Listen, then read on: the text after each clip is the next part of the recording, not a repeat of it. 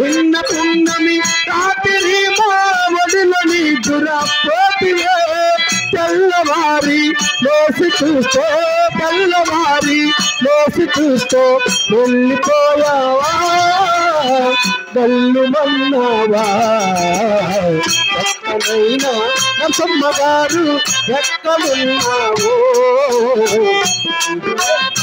కుటుంబమంతా కుమిలిపోయను మా తల్లి బాధపడినాది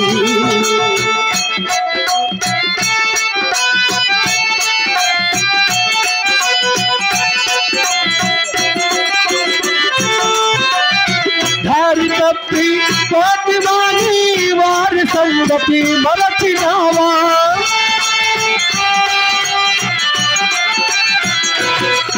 అయ్యో దారి తప్పి పోతివాని వారి సంగతి మరచినావే దేవలోకము లోన కోరి దేవలోకము లోన కోరి దేవతైనావా రాక ఉన్నావా కష్టమైన నరసమ్మ గారు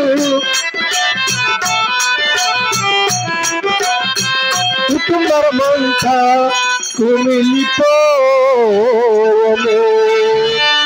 లక్ష్మీరమణ గోవిందో అధికారమణ గోవిందో నరసమ్మ మల్లయ్య గారి ఆత్మశాంతి ఒక్కసారి గోవిందో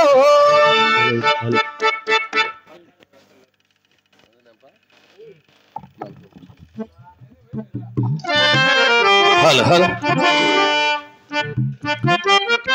పరమేశ్వర భక్తులారా,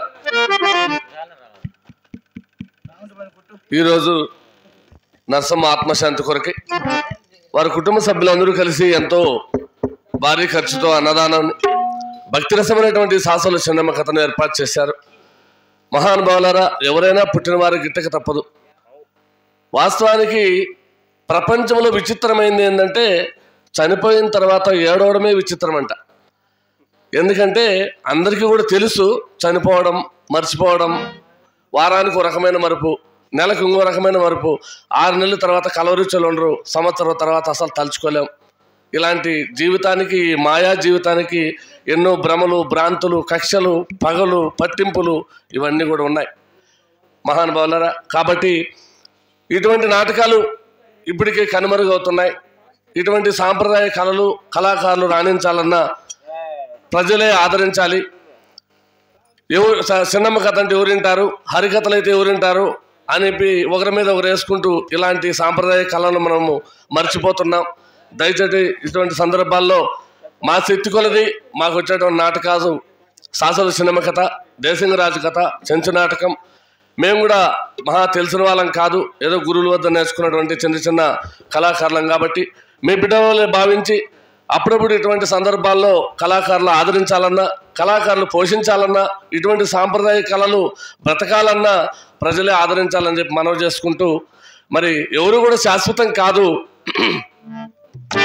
ఇప్పుడు నేను ఏకాకినా కాదు కాదు, సర్వజనులు ఏకాకులే. అన్నదమ్ములను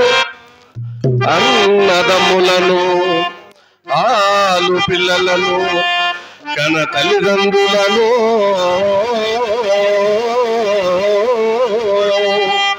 స్నేహితులు బంధువులు వెంటరారు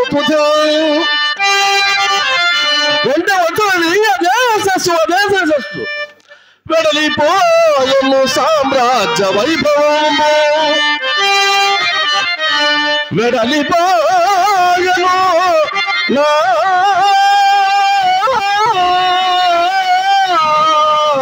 అద్దాగి కళ్ళసుకుడు. నీవు కూడా నా మీద కక్షభూమి, నీవు కూడా నా మీద కక్షభూమి జారిపోయదవేలనే వస్త్రమా నా మీద జాలిలేక స్థిరమై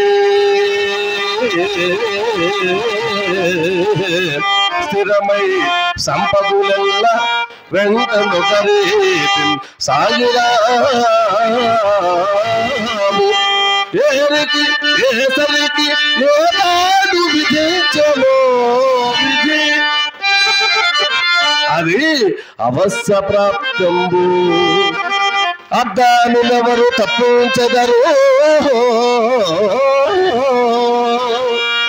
ఉన్నవాడమని నేను ఉన్నవాడమని గర్వం కాను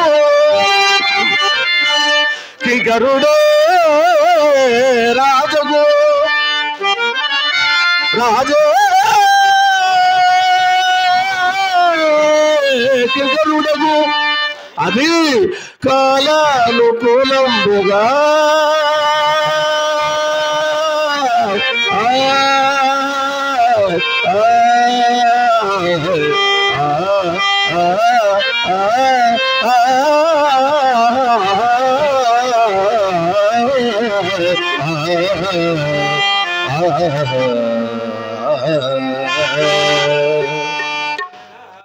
పరమేశ్వర భక్తులారా 10 మంది బిడ్డలను 2 తల్లిదండ్రులు సాకడం అనేది ఒక సాంప్రదాయం. ఈరోజు 10 మంది బిడ్డలు కలిసి వంతులు వేసుకుంటూ పెద్దోడు అంటే ఇష్టమని, చిన్న కొడుకు అంటే ఇష్టమని, నడుపు కొడుకు అంటే ఇష్టమని, వారిలో ఉండమని వీరిలో ఉండమని కొంతమంది అనాథాశ్రమంలో పెట్టేవాళ్ళు, మరికొంతమంది ముసలి వాళ్ళు వృద్ధాప్యంలో భిక్షాటం చేస్తున్నటువంటి పరిస్థితి ఏర్పడుతుంది. దయచేసి బిడ్డల కష్టాల్లో ఉంటే తల్లిదండ్రులు పంచవర్ణ పదార్థం పెట్టమని తల్లిదండ్రులు కోరుకోరు. వృద్ధాప్యంలో తల్లిదండ్రులు దూరం చేయక బిడ్డల దగ్గర పెట్టుకొని వారి మనవాళ్ళతో వాళ్ళు కూడా పసిబిడ్డలు లాంటి వారుగా చూసుకొని కొంత వృద్ధాప్యంలో వాళ్ళ కంట్లో నీళ్లు రాకుండా కాపాడాల్సిన బాధ్యత ఉంది. కాబట్టి తల్లి గురించి చిన్న పాట పాడుతూ ముగిస్తున్న మాటలు.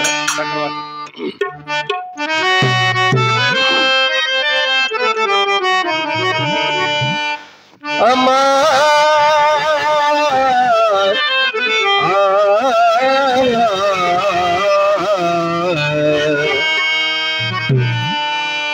ఆ దేవుని ప్రతిరూపము అమ్మరా, అమ్మ ఒడిలోన ఎంత హాయి ఉందిరా. ఆ దేవుని ప్రతిరూపము అమ్మరా, అమ్మ ఒడిలోన ఎంత హాయి ఉందిరా. ఆపదలో ఉన్నా ఆఖరి గడియలో ఉన్నా అమ్మా అమ్మా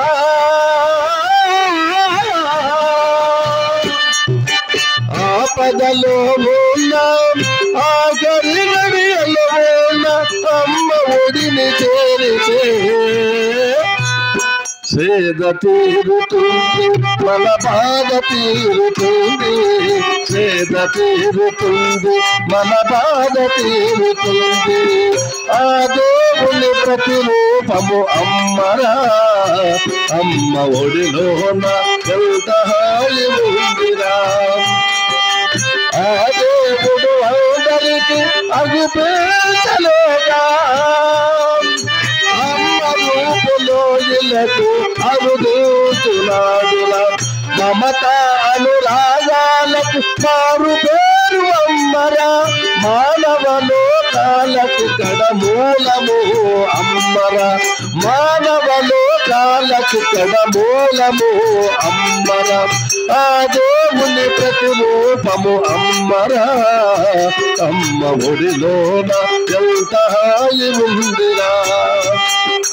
గుడ్డికైనా గుడ్డికైనా చెవిటి మూలకైనా చీమోలు కురులు గారు కుష్టి రోగికైనా రాజైనా మంత్రైనా కటిక పేదకైనా అందరినీ సృష్టించిన ఆ దేవునికైనా అమ్మ ఒక్కటే, అమ్మ ప్రేమ ఒక్కటే, అమ్మ ఒక్కటే, అమ్మ ప్రేమ ఒక్కటే.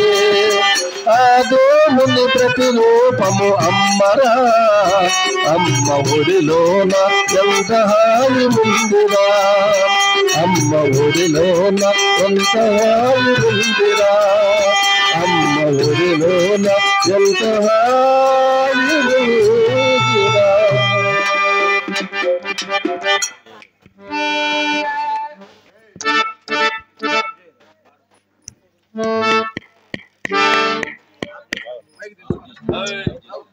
Hello hello